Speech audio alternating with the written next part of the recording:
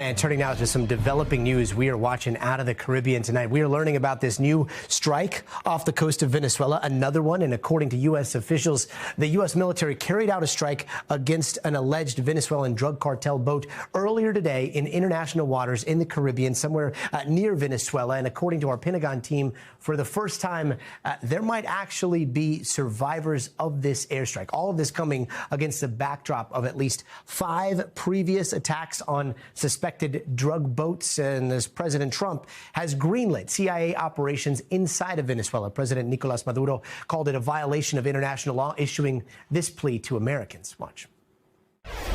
No queremos una guerra en el Caribe ni en Sudamérica. No, not war. Just peace.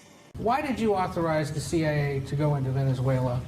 And is there more information you can share about these strikes on the alleged drug boats in the Caribbean? I authorized for 2 reasons, really. Number one, they have emptied their prisons into the United States of America. And the other thing are drugs. We have a lot of drugs coming in from Venezuela. And a lot of the Venezuelan drugs come in through the sea, so you get to see that. Also breaking tonight, the U.S. commander overseeing military operations in the Caribbean is stepping down.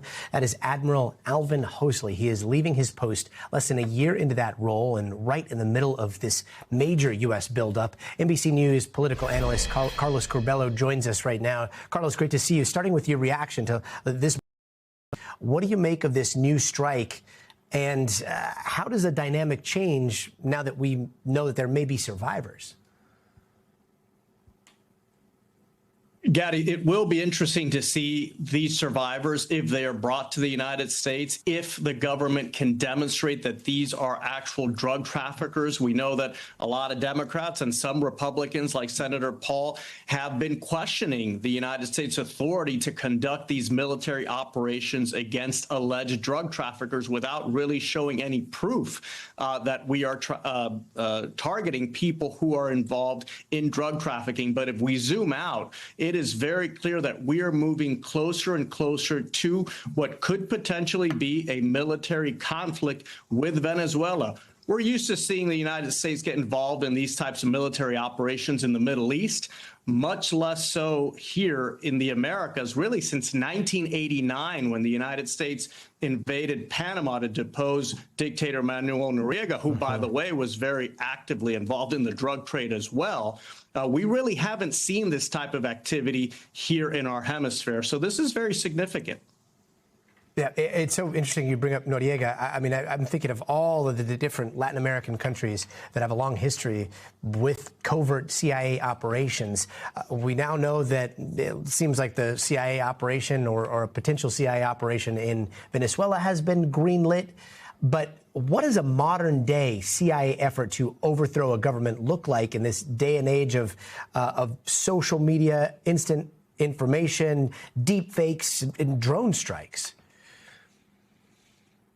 Well, Gaddy, it is pretty peculiar or unique that an American administration would announce that it has authorized covert CIA operations. It kind of goes contrary to the nature, right, of those operations. So to me, this means that the United States is really trying to up the pressure against Maduro. They are trying to destabilize his government. They're trying to have Maduro's own generals depose him, orchestrate a coup to get Maduro out of power, and to have a government that, number one, is perhaps friendlier to the United States, and that, number two, does right by the Venezuelan people. Nicolas Maduro, to be very clear, even though Democrats have questioned the administration's actions in the Caribbean, Maduro has no fans on the Hill. He's an anti-American dictator. He has violated his own people's human rights, imprisoned people who oppose his government. So there's no love lost for him, no sympathy for him. So, you know, this effort to provoke regime change in Venezuela, the United States clearly wants to do it without having to have any troops on the ground. But this is a maximum pressure campaign by the Trump administration. Probably the most influential person involved in this right now is Marco Rubio. There is no greater Venezuela hawk in the Trump administration than Secretary Rubio. And we've seen, obviously, Maduro appealing to the U.S. public. He's gone to the United Nations now. Does this administration care at all? Is there anything that the United Nations could even do here? Or is this just everyone is going to stand by and watch what happens next? This is one authoritarian leader that President Trump has shown no sympathy for.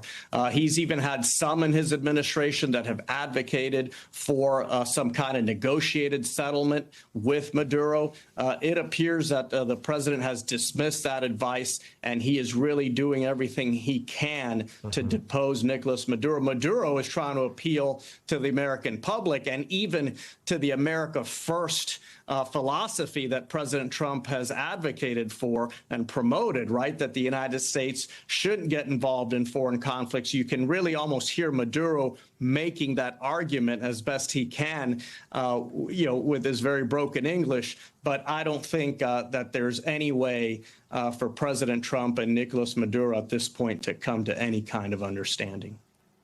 Carlos Curbelo, your analysis of this is always so spot on. Thanks so much. We thank you for watching, and remember, stay updated on breaking news and top stories on the NBC News app or watch live on our YouTube channel.